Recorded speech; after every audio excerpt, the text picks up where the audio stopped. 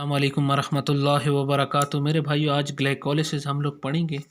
तो इसमें ऐसा होता है कि हमारे पास ग्लूकोज होता है और ग्लूकोज हमारे पास ब्रेक डाउन होती है और इसकी और एटीपी और NADPH हमारे पास बनते हैं। तो सबसे पहले ग्लूकोज जो है वो कन्वर्ट हो जाता है ग्लूकोज 6 फॉस्फेट में, ठीक है। और यहाँ पर हमारे पास एक ATP का मॉलिक्यूल आता है जो ADP में बदल जाता है। और इसके साथ हमारे पास दो किस्म के एंजाइम होते हैं, एक हेक्सोकाइनेज और दूसरा जो है वो ग्लूकोकाइनेज। फिर हमारे पास ग्लूकोज 6 फॉस्फेट जो है वो फ्रक्टोज 6 फॉस्फेट में बदल जाता है। और फिर फ्रक्टोज 6 फॉस्फेट हमारे पास फ्रक्टोज 1,6 बिस फॉस्फेट में बदल जाता है। अब यहाँ पर जो है, यहाँ पर हमारे पास एंजाइम होता है, उसको हम लोग कहते हैं फॉस्फोग्लूको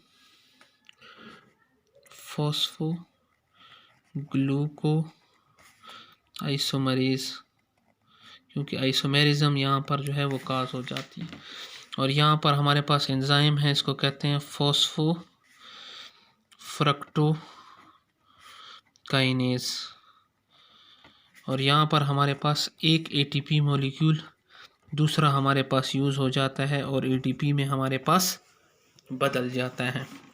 अब नेक्स्ट स्टेप जो है, यहाँ पर मैं ये बात बताते चलूँ कि ये हमारे पास रिवर्सिबल स्टेप है, यानी ये इरिवर्सिबल है पहला, दूसरा रिवर्सिबल है और तीसरा हमारे पास इरिवर्सिबल स्टेप है। नेक्स्ट में ये 6 कार्बन मॉलिक्यूल ब्रेक डाउन होती है इसकी 2 कार्बन मॉलिक्यूल्स में। एक हमारे पास डाईहाइड्रो ऑक्सी एसीटोन फॉस्फेट में बदल जाता है और दूसरा हमारे पास ग्लाइसरल्डिहाइड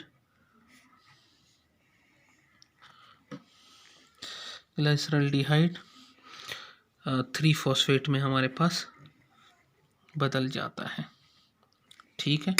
यहाँ पर जो एंजाइम है, अच्छा, ये दोनों आपस में भी कन्वर्ट हो सकते हैं और ये भी इरिवर्सिबल है और ये दोनों भी आपस में इरिवर्सिबली फिर फ्यूज़ होके फ्रक्टोज 1,3 बिस फॉस्फेट बना सकते हैं। यहाँ पर जो एंजाइम है हमारे पास एल्डोलेज होता है और यहाँ पर जो एंजाइम है वो हमारे पास ट्रायोज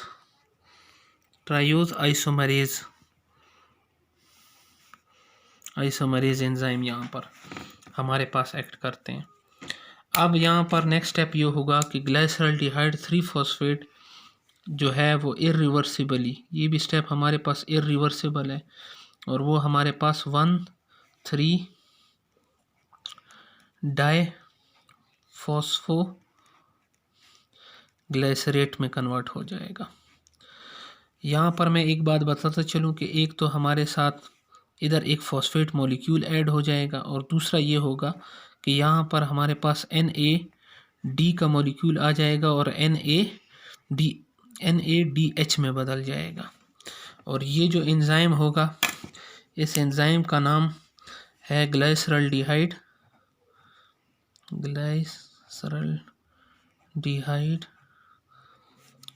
3 फॉस्फेट डिहाइड्रोजिनेज, क्योंकि इससे हाइड्रोजन को ये निकाल देगा, तो इसीलिए इसका नाम डिहाइड्रोजिनेज है। अब क्या होगा नेक्स्ट स्टेप हमारे पास, ये भी हमारे पास जो है रिवर्सिबली कन्वर्ट हो जाएगा 3 फॉस्फोग्लिसरेट में, ठीक है। यहाँ पर भी हमारे पास एक जो 2 फॉस्फेट थे, एक 1 पे और 3 पे, तो 1 वाला जो है वो ADP के साथ मिलके ATP बना देगा। और यहाँ पर जो एंजाइम होगा उसका नाम होगा फॉस्फोग्लाइसरेट काइनेज। तो ये हमारे पास एक ये वाला एंजाइम हो जाएगा। बकाया फिर हमारे पास छोटे छोटे स्टेप्स हैं जो कि ये भी जो है रिवर्सिबल हैं।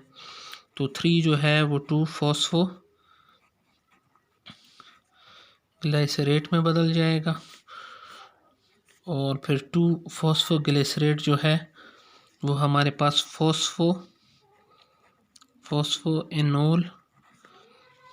एनोल पायरोवेट में, तो ये फॉस्फोइनोल पायरोवेट में बदल जाएगा। अब इनके एंजाइम्स मैं आपको लिख देता हूँ क्योंकि सारे रिवर्सिबल स्टेप्स हैं। तो यहाँ पर जो एंजाइम है ये फॉस्फोग्लिसरेट म्यूटेज एंजाइम है यहाँ पर हमारे पास, और यहाँ पर जो है वो एनोलेज एंजाइम है। तो एनोलेज से हमें याद आया कि यहाँ पर एक वाटर मॉलिक्यूल भी हमारे पास रिलीज़ हो जाएगा। जो लास्ट स्टेप है हमारे पास जो कि इरिवर्सिबल है, तो ये पायरोवेट में बदल जाएगा। पायरोवेट यानी फॉस्फोएनोल पायरोवेट में बदल जाएगा।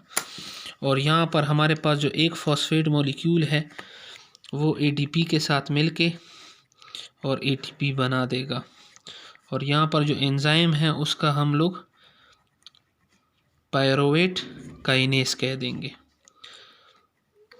तो यहाँ पर अभी मैं आपको बड़ी पिक्चर बताता चलूँ कि एक ग्लूकोज मॉलिक्यूल ने हमारे पास 2 ग्लाइसरल्डिहाइड बना दिए, 2 मॉलिक्यूल NAD कन्वर्ट हो गए NADH में, और फिर ये भी दो मॉलिक्यूल यहाँ पर, ये 2 मॉलिक्यूल इसके भी बन गए और ये 2 मॉलिक्यूल इसके भी बन गए, 2 मॉलिक्यूल ये, 2 मॉलिक्यूल ये, 2 NAD 2 ATP में कन्वर्ट हुए और 2 आपके पास पायरोवेट बन चुके हैं।